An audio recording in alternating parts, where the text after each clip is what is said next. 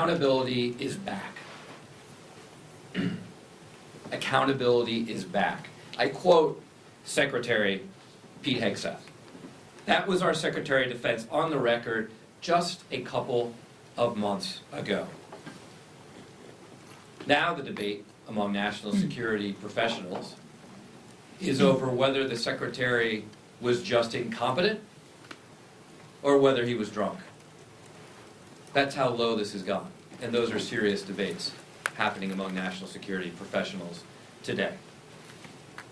Because my colleagues are right. This put American lives at risk. This cheapens the work that our men and women on the front lines of our armed services and our intelligence agencies do every single day. Because it says the rules that apply to you don't apply to us as your leaders. There's a simple concept that I would have thought Pete Hegseth would have learned in the National Guard, which is leadership by example. Well, let me tell you, if any guardsman at any level, including the most junior private, had done what Pete Hegseth did, he would not only be fired, would not only lose his security clearance, but he would probably be criminally prosecuted.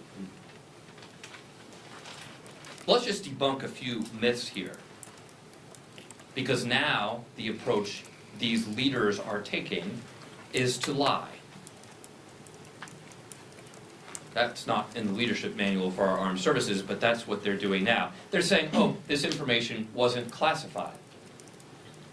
Without even knowing the full details, we know that the time of attack for this operation was in the message. Let's be clear. That's classified information. That's all you need to know. Let's address another issue. Was this illegal? It's illegal on two different levels. One, it's mishandling classified information. That's been well established. But the second level it's illegal on is that the executives are required to maintain records of its communications. And this is a way for this lawless administration to get around that. Third, was there a risk? Yes, there's tremendous risk.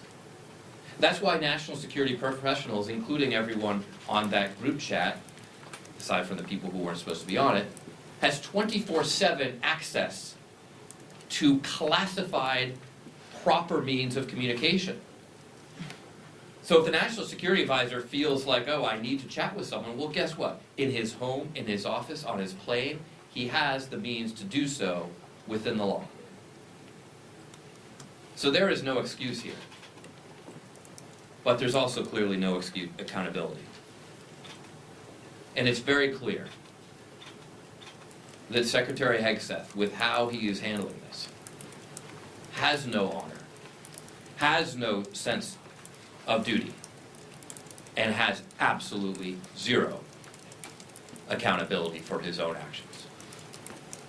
It's now my honor to yield to a fantastic freshman veteran, Congressman